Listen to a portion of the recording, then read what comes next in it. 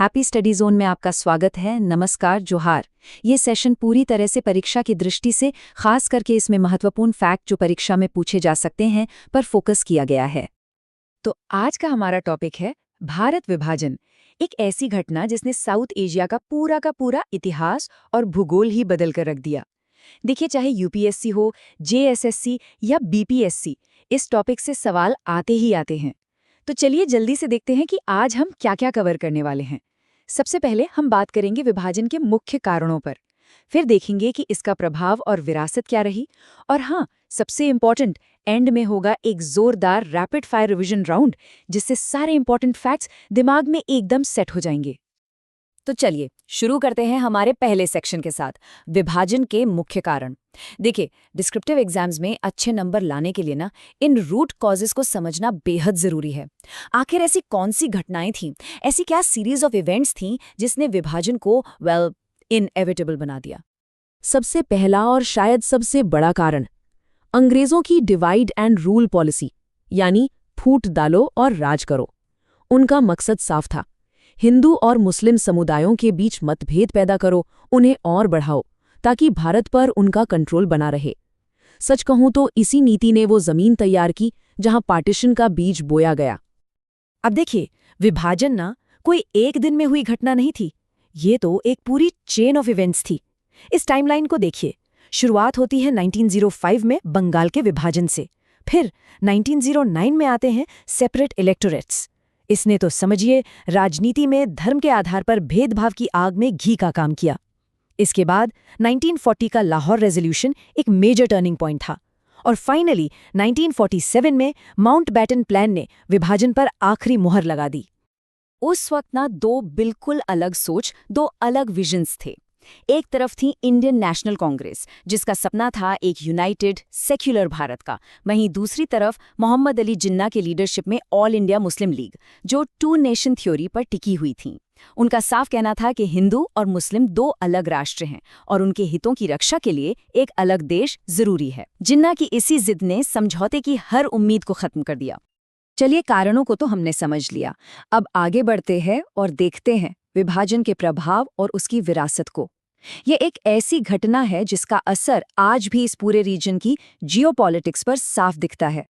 विभाजन के परिणामों को समझना इसलिए इम्पॉर्टेंट है क्योंकि एग्जाम्स में इससे जुड़े कंटेम्पररी इश्यूज पर बहुत सवाल आते हैं।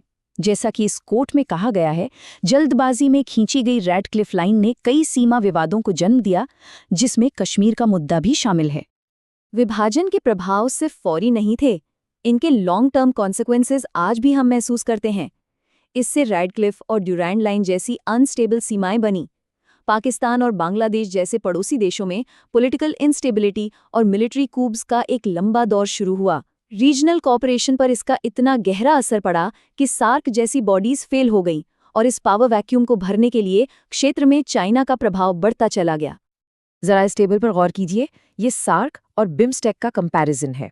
सार्क, जिसमें पाकिस्तान एक मेंबर है, इंडिया पाकिस्तान टेंशन्स के कारण लगभग बेकार हो चुका है।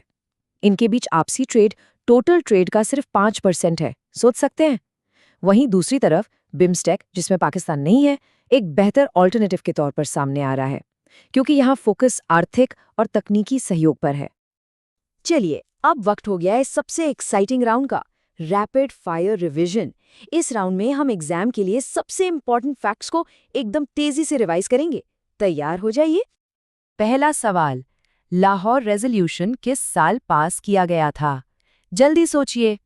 सही जवाब है 1940। इसे याद रखिए, ये resolution all India Muslim league ने पास किया था, और ये पहली बार था जब एक अलग मुस्लिम देश की मांग इतनी साफ साफ रखी गई।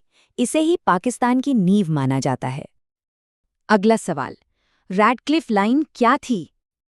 बिल्कुल ठीक, ये भारत और पाकिस्तान के बीच की बाउंड्री लाइन थी। इसे 1947 में इतनी जल्दबाजी में खींचा गया कि पंजाब और बंगाल जैसे प्रांत दो हिस्सों में बट गए। इसका नतीजा भयंकर सांप्रदायिक हिंसा और आज तक न सुलझने वाले बॉर्डर डिस्प्यूट्स। अब ये बताइए, पाकिस्तान और अफगानिस्तान के बीच की बॉर्डर लाइन का नाम क्या है? कॉमन क्वेश्चन है एग्जाम्स में।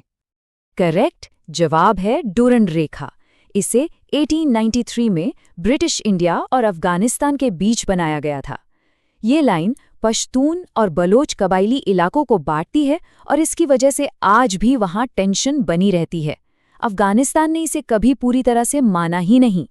सवाल नंबर 4, सार्क की सक्सेस में सबसे बड़ी रुकावट क्या है?